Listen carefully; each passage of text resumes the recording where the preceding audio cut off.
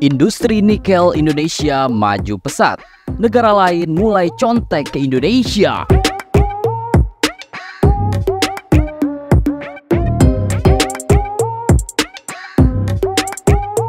Indonesia tengah menjadi sorotan dunia karena program hilirisasi nikel yang mengalami kemajuan sangat pesat. Indonesia yang dulunya hanya menjadi pengekspor biji nikel mentah, kini telah menjelma menjadi negara industri nikel yang mengolah nikel mentah menjadi olahan nikel setengah jadi hingga produk jadi berbahan dasar nikel. Hal ini juga menjadi kekhawatiran banyak negara industri karena kebutuhan nikel mereka yang biasanya mereka dapatkan dari Indonesia dengan harga miring mungkin tidak bisa lagi mereka nikmati. Karena nikel mentah sudah sepenuhnya di stop, sehingga mereka hanya bisa membeli produk setengah jadinya ataupun produk jadi yang tentunya harganya jauh lebih mahal. Hal tersebut mengundang kekaguman dari negara lain yang memiliki tambang nikel besar dan ingin menyusul kesuksesan Indonesia dalam membangun industri nikel. Bahkan mereka berniat untuk belajar dan mencontek teknologi nikel Indonesia.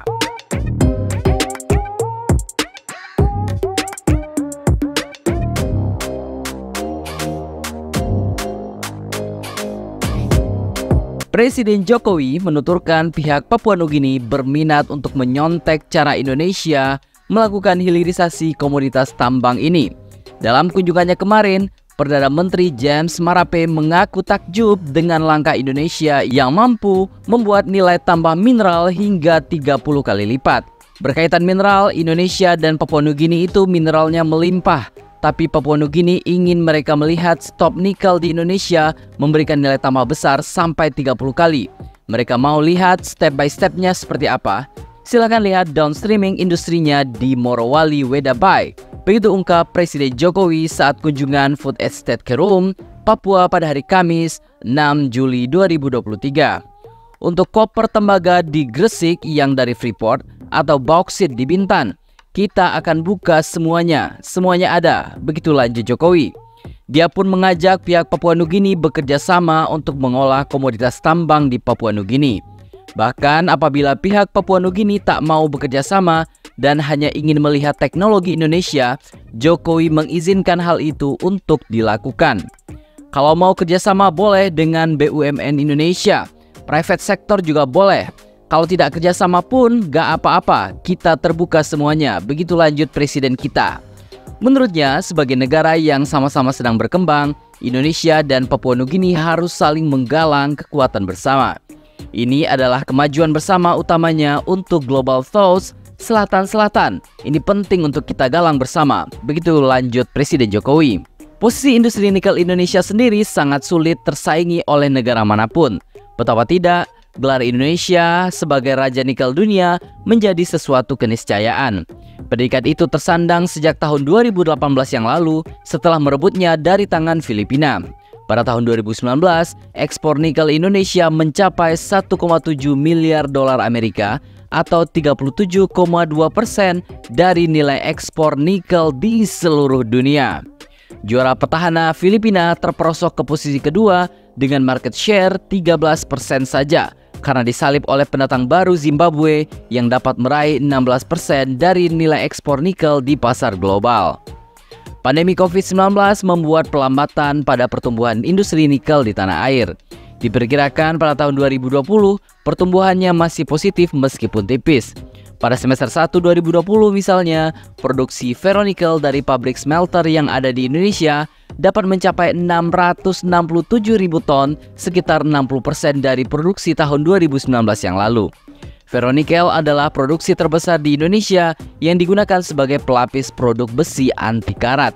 Produk lainnya adalah nickel pig iron atau NPI, yakni ferronikel dengan kandungan nikel lebih rendah, dan ada pula nickel matte, yaitu produk antara dengan kadar nikel 78% untuk diproses lebih lanjut menjadi ferronikel atau bahan khusus untuk campuran logam di mesin jet, turbin gas industri, kawat resistor listrik, dan banyak produk industri lainnya. Adapun nikel sulfat digunakan sebagai anoda katoda pada baterai isi ulang. Tidak semua produk olahan dari batuan nikel atau nikel ore dan biji nikel itu diekspor. Dari 667.000 ton produk ferronikel misalnya, sekitar 75% diekspor dan selebihnya diserap oleh industri Indonesia. Pada produk nikel pig iron atau NPI yang pada tahun 2019 mencapai 419.000 ton, justru hanya 25% saja yang diekspor, sementara 75%-nya untuk konsumsi domestik. Indonesia pun sedang bergerak untuk makin mengukuhkan posisinya sebagai raja nikel dunia. Sejak tahun 2020, pemerintah secara resmi melarang ekspor nikel mentah, baik sebagai batuan nikel atau nikel ore maupun biji nikel, yang kadar nikelnya di bawah 3%. Kapasitas industri smelter domestik juga terus meningkat. Diharapkan devisa ekspor nikel olahan ini juga akan semakin berkibar.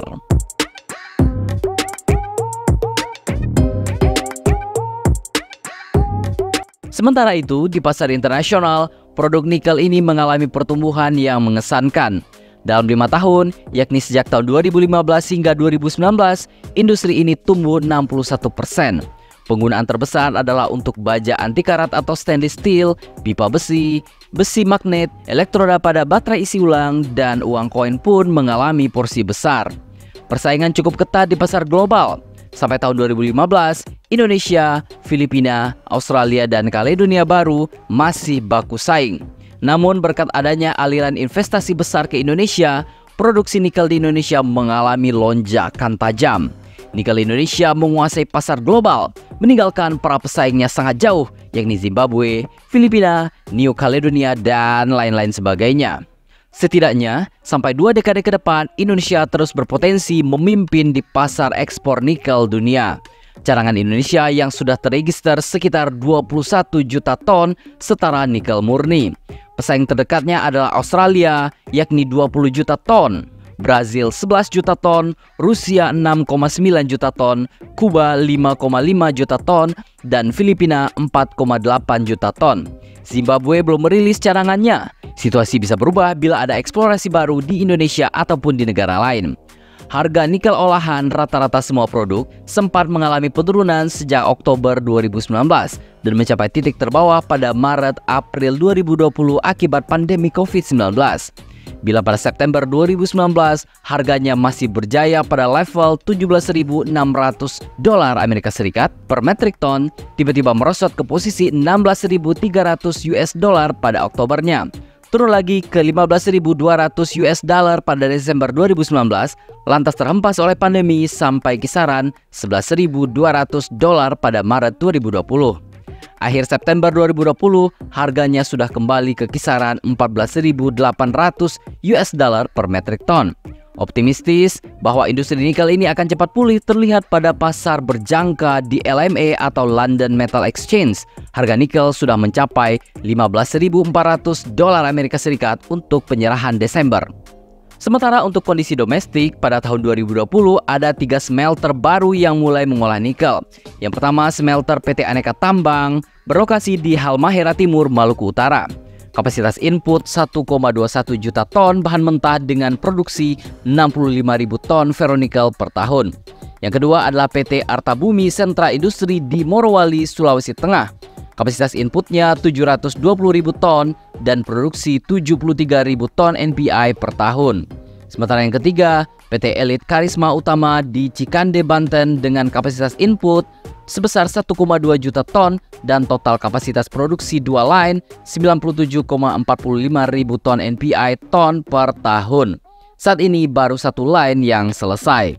Dengan tambahan 3 unit ini, kini total Indonesia memiliki 22 unit smelter nikel yang beroperasi di seluruh Indonesia dari rencana 29 unit pada tahun 2023 ini. Pertumbuhan yang cepat mengingat pada tahun 2016 baru ada 7 smelter saja. Dengan tambahan 3 unit smelter ini, kapasitas produksi nikel olahan dari semua turunannya berupa ferronikel, nikel matte, NPL, dan nikel sulfat sudah mendekati 2 juta ton per tahun. Jumlah ini sulit ditandingi oleh negara manapun. Serapan nikel di pasar dalam negeri juga turut menggerek pertumbuhan berbagai industri berbasis logam. Berbagai produksi perkakas, mesin, spare part, kawat resistor listrik, pipa, dan sejumlah produk stainless steel lainnya semakin banyak diproduksi di Indonesia. Industri smelter nikel pun menjadi andalan baru dalam deretan komoditas ekspor. Sebagian besar smelter yang baru ini, yang sentranya ada di Morowali, Sulawesi Tengah, dioperasikan oleh perusahaan hasil kongsian pengusaha lokal dan perusahaan dari Tiongkok. Investasi yang mengalir dari Tiongkok cukup besar untuk 29 smelter ini, karena tiap unitnya memerlukan modal antara 1 miliar US dollar hingga 1,5 miliar US dollar.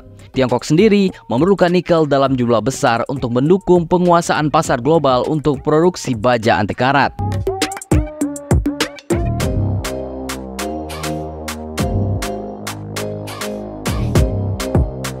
Wah, Indonesia memang menjadi acuan bagi negara lain dalam hal hilirisasi.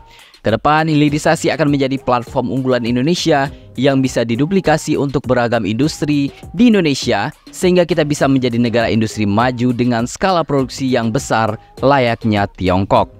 Jadi, bagaimana menurut pendapat Anda?